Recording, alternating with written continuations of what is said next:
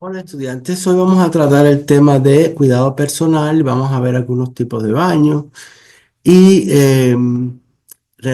cuidados relacionados con el aseo, la higiene del paciente.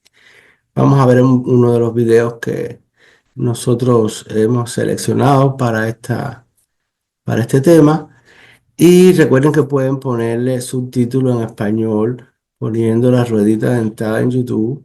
Primero CC de subtítulo de caption y después al lado está la ruedita dentada y ponen translator o traducir al español. Y van a poder ver el video sin problema con subtítulos. ¿Ok? Bueno, ustedes saben la importancia del cuidado personal. Ustedes hicieron un trabajo ya escrito bastante bueno, por cierto, sobre este tema. Y saben que hay diferentes formas de hacer el cuidado. Uno es el baño. Y el baño, tenemos el baño completo en cama, tenemos el baño en la ducha, tenemos el baño parcial en cama, tenemos el baño en una bañadera, sería también en un jacuzzi, para algunos pacientes que tienen acceso a esto, en algunos centros los hay. Tenemos el baño que se hace con una especie de wipes especiales que son para baño con unas sustancias que no es necesario enjuagar y que no funcionan en caso de tener que sustituir un baño completo en cama por esto, por determinadas razones. Y bueno, vamos a ver todo esto, vamos a ver cómo se trata al paciente inconsciente en este video también. ¿Ok?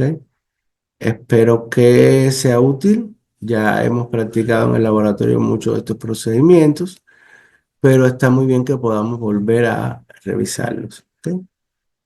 Esta es la última semana de esta asignatura. Y ya la semana que viene comenzamos una nueva materia. Terminen todos antes de el sábado a las 12 de la noche, ¿ok? Nos vemos.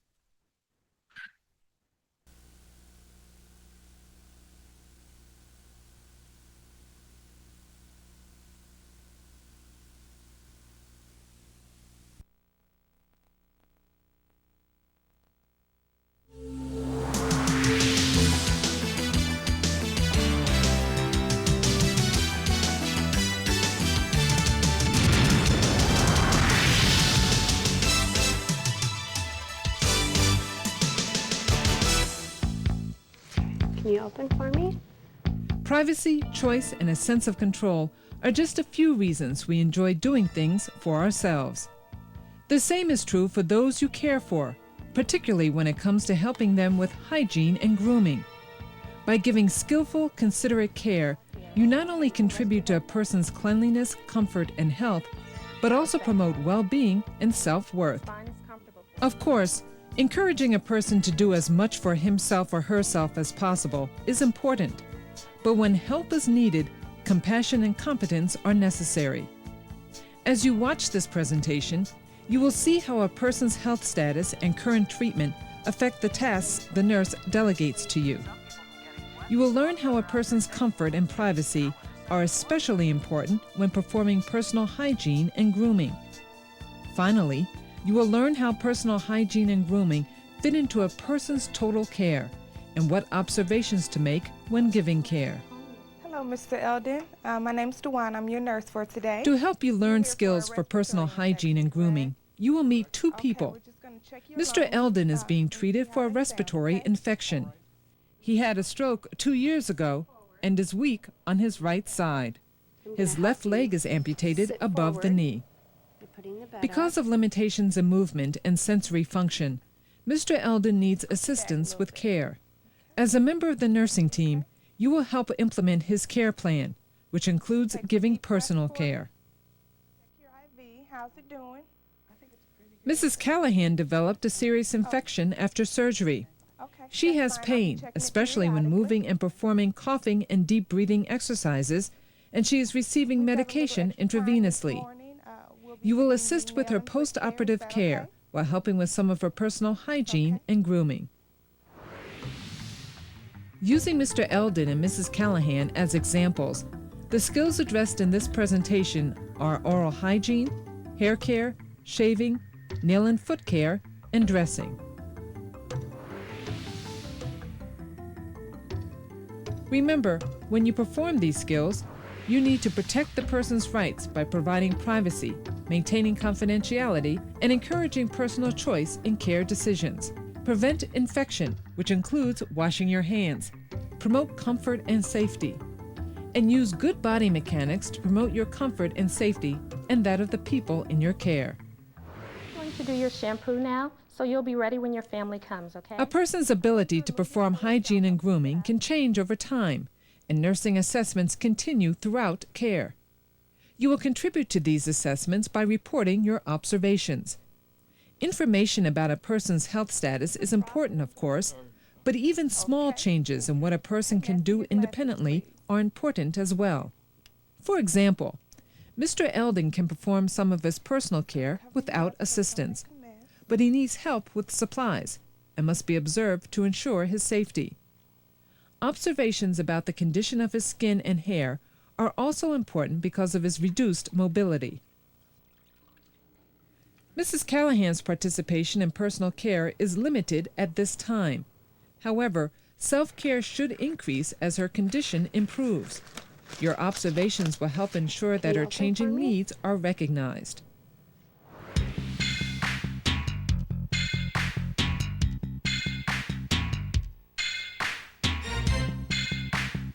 Oral hygiene is important for keeping the mouth and teeth clean, while also helping to prevent mouth odors and infections. Keep in mind that some illnesses and medications may cause dry mouth or a bad taste in the mouth. When you are delegated a person's oral hygiene, follow these procedure guidelines.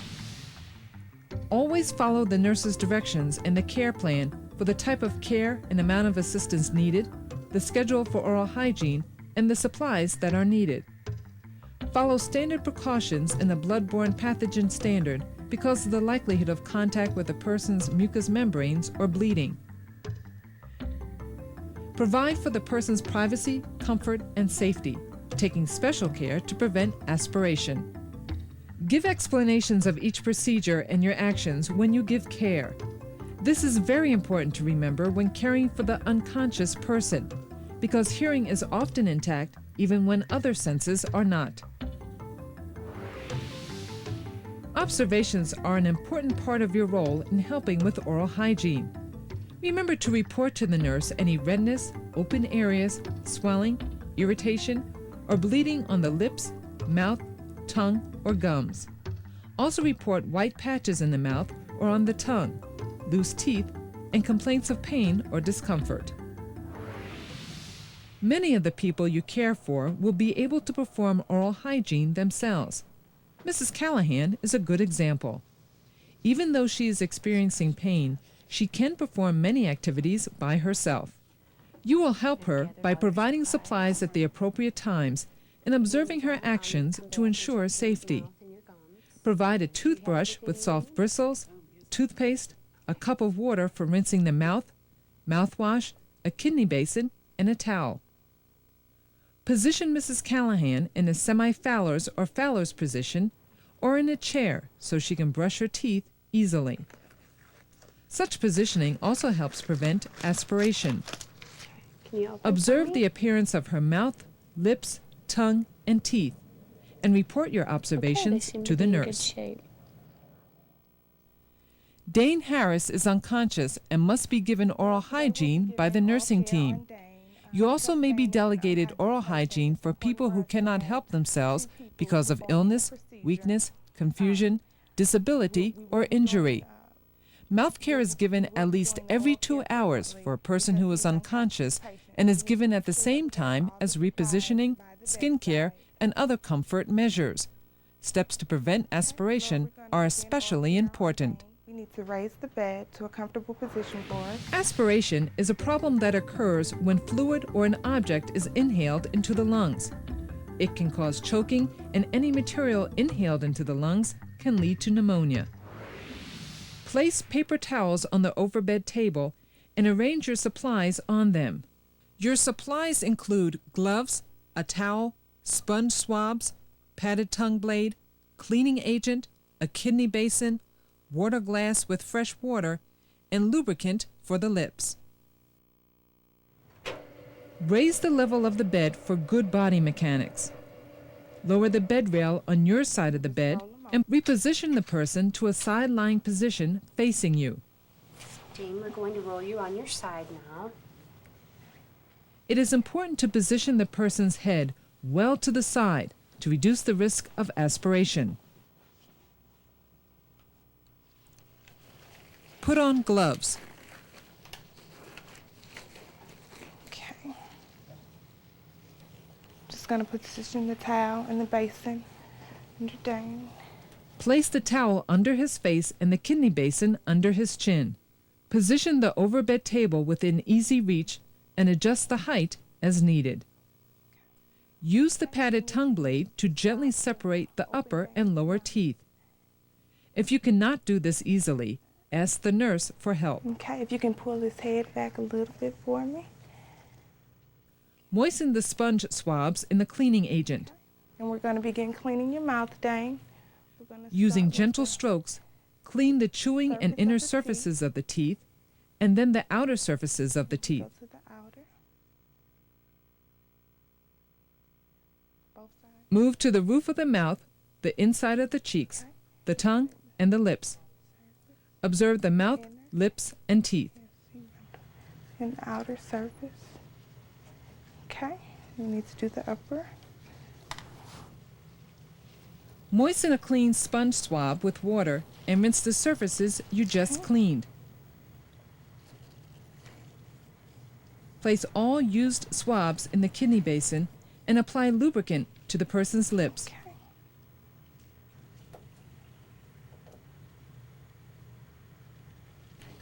Remove the towel, then remove and discard your gloves. Okay, Dane, we're finished.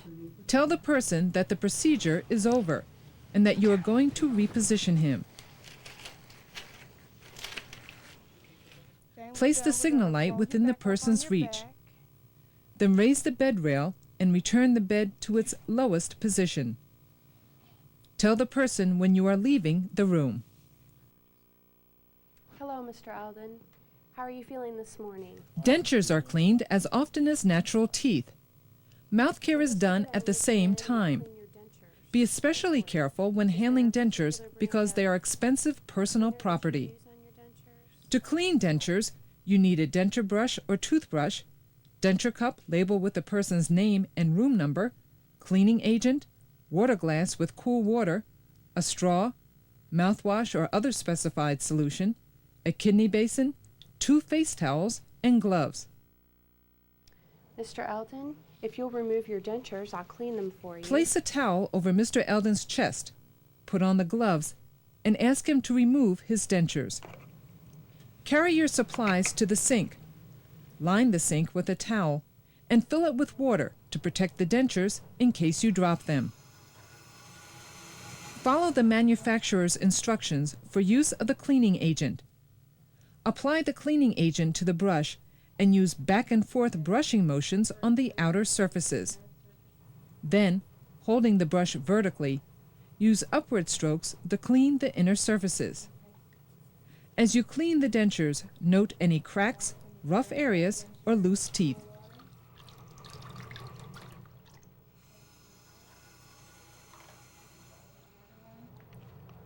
Place the dentures in the denture cup and fill it with cool water. Dentures can warp in hot water or if left to air dry. If the dentures are not worn immediately, store the denture cup with the dentures and cool water in the top drawer of the bedside stand. Mr. Eldon, I finished cleaning your dentures. If you'd like to rinse, we'll go ahead and put them back For in. oral hygiene, position Mr. Eldon in a semi-Fowler's or Fowler's position or in a chair. Hold the kidney basin under his chin while he rinses his mouth with the appropriate solution. Give Mr. Eldon his clean dentures so he can put them in his mouth. Be sure they are securely in place. Place the signal light within his reach and raise the bed rail before you leave the bedside.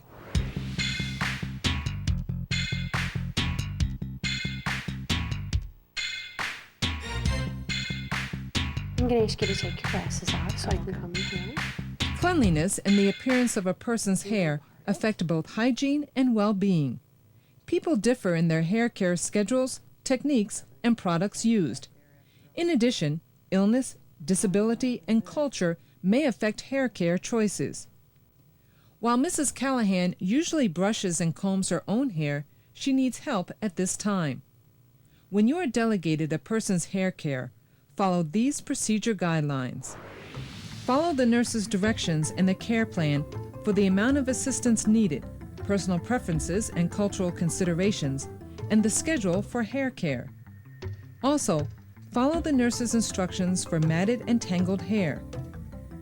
Encourage participation as appropriate while giving the assistance described by the nurse or care plan. Give explanations of each procedure you are going to perform. Remember to report your observations to the nurse when you have given hair care. These may include dandruff, excessive hair loss, scalp sores or discoloration, and tangled or matted hair that you cannot brush or comb through.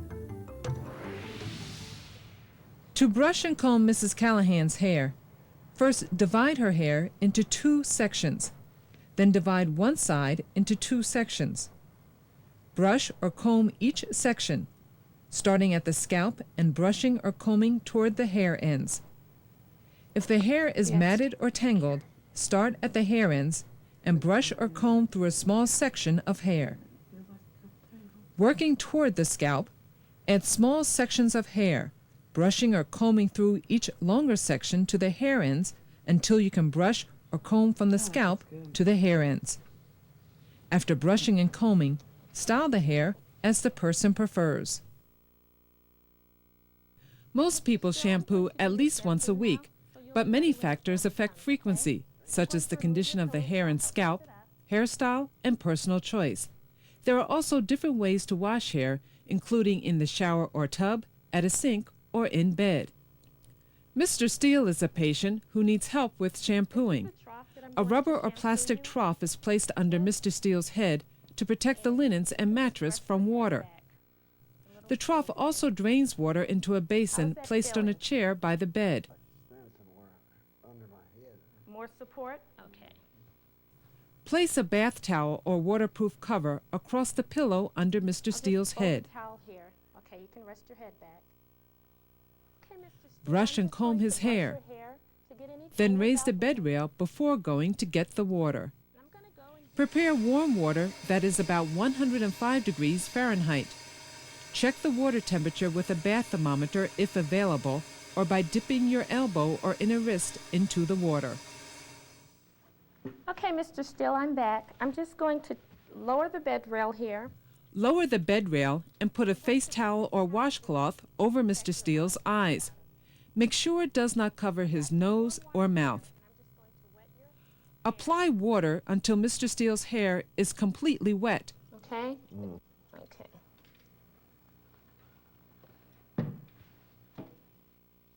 Work a small amount of shampoo into a lather using both hands.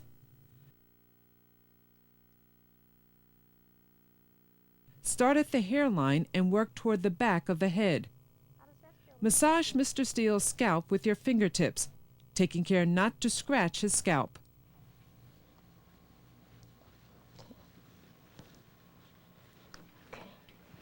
Okay, I'm going to rinse.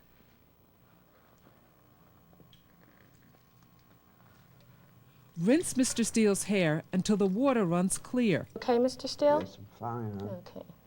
Also use conditioner if requested, following the manufacturer's instructions for rinsing. Then wrap Mr. Steele's head with a bath I'm going towel.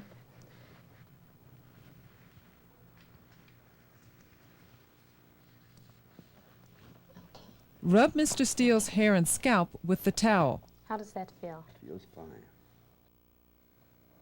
I'm just going to comb your hair. Then brush or comb his And hair brush to it. remove snarls Make sure and there are no tangles. tangles. Dry his hair as this is quickly as nice. possible and report your observations to the nurse.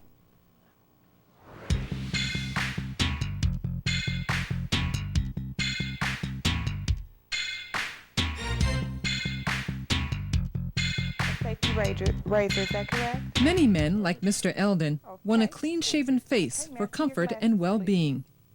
Women differ significantly in how often and what body parts are shaved. Women may shave facial hair as well as their legs and underarms. To avoid nicks and cuts and achieve a smooth skin surface, you must use a razor blade properly. When you are delegated shaving, follow these procedure guidelines. Follow the nurse's directions and the care plan.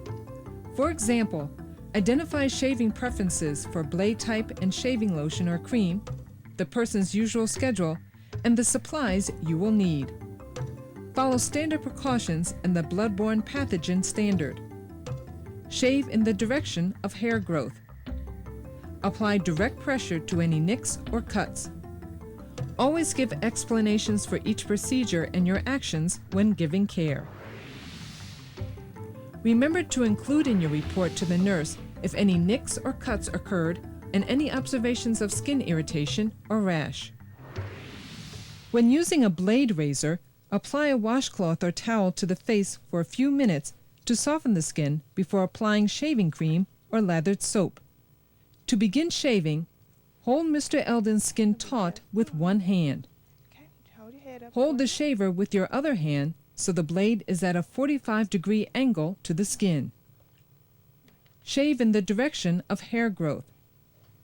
Use longer strokes on the larger areas of his face and short strokes around his chin and lips.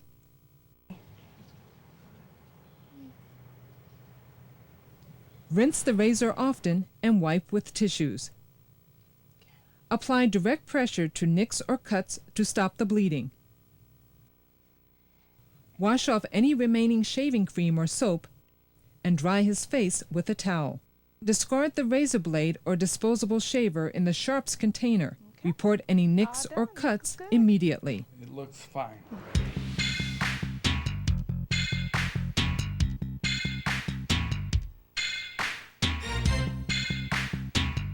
Nails and feet need special attention to maintain cleanliness and to prevent infection, injury, and odors. Hangnails, ingrown nails, and nails torn away from the skin create a portal of entry for microbes. Long or broken nails can scratch skin or snag clothing. Nail and foot care is especially important for older people and for persons with diabetes or vascular conditions because of poor circulation. Because injury is a risk, many agencies require that a nurse or podiatrist clip and trim toenails. However, you may be delegated clipping and trimming fingernails as well as general foot care. When you are delegated foot and nail care, follow these procedure guidelines. The nurse and care plan will tell you when to give nail and foot care. Check the water temperature to avoid burns. Soak the feet and fingers before cleaning or trimming nails. Use nail clippers, never scissors, to trim fingernails and cut them straight across. Dry the feet and hands thoroughly after cleaning the skin, being extra careful to dry between the person's toes. Observations you should report to the nurse about the condition of the hands, feet, and nails include changes in skin or nail color, reddened, irritated, or calloused areas, any breaks in the skin, including sores, blisters, or cuts, hot or cold hands or feet, and complaints of discomfort. Use a basin of water to soak Mrs. Callahan's feet and a kidney basin to soak her fingertips. Cleaning and trimming fingernails is easier after soaking. Let the fingertips and feet soak for 10 to 20 minutes. Change the water as needed to keep it warm. Dry the fingers thoroughly and clean under the nails with an orange stick, wiping it with a towel after cleaning under each nail.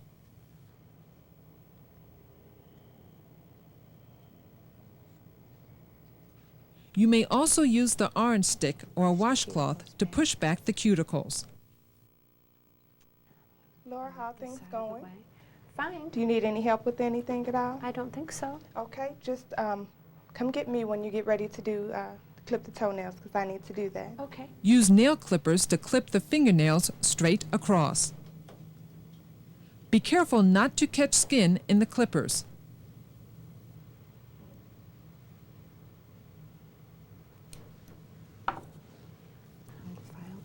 Use an emery board or nail file to shape the nails. And we'll put some lotion. Lotion or other skincare products may be applied according to the nurse's directions and individual preferences. Clean Mrs. Callahan's feet. Scrub calloused areas with a washcloth. Lift your feet out for me. Then move the basin and dry her skin thoroughly.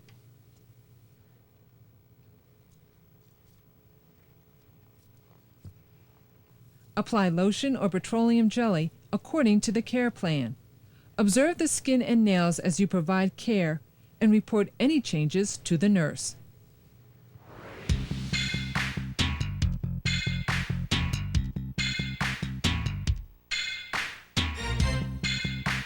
And which clothes would you like to put on today? My pants and my Chihuahua shirt. Clean clothes are needed every day and whenever clothing is wet or soiled. I'm gonna raise Assistance your is needed when a person has weakness, arm injuries, paralysis, or an intravenous infusion. When you are delegated dressing, follow these procedure guidelines. Follow the nurse's directions and the care plan. They will identify the person's strong side and weak side and what garments are appropriate. Encourage the person's participation when possible. The nurse will tell you what the person can do independently. Encourage personal choice for clothing when possible. Remove clothing from the strong or unaffected side first so the person can help while you support the weak or affected side. Then put clothing on the weak side first. When dressing or undressing a person, remember to support the arm or leg when putting on or removing a garment. Now that you are ready to change Mr. Eldon's cover you clothes, with this blanket. cover him with a bath blanket you'll and stay fan warm. fold linens to the foot of the bed. Remember, Mr. Eldon has weakness on his right side. Bring these covers. He also has a right shoulder injury, and he does not tolerate the supine position well. Untie his gown and free any fabric from under him. He has requested a pullover shirt and shorts. And we'll put your right arm in. Remember to ask the person what is comfortable for him and make allowances for specific limitations. For example, first guide Mr. Eldon's right or weak arm through the right shirt sleeve. Next, make sure the right sleeve will not pull on his right shoulder as you hold the neck opening over his head. Supporting Mr. Eldon's right arm if necessary, pull the neck opening over his head. If he is unable to help, support and guide his left arm as he slips it through the Your other sleeve. arm in, and then we'll get it pulled down. There we are. I need to put the head of your bed down to get your pants on.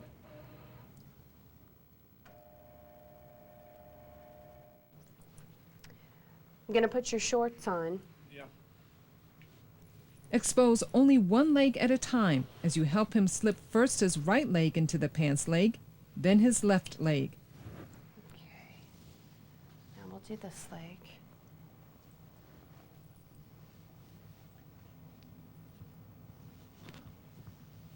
Okay.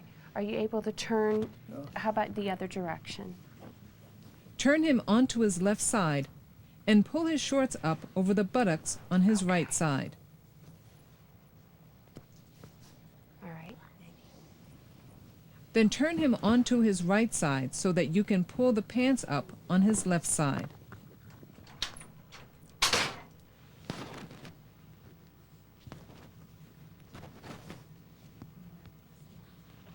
Be sure to report the amount of assistance he needed. Make sure he is comfortable and can reach the signal light before you leave the room. Dispose of soiled clothing in the soiled linen container and wash your hands.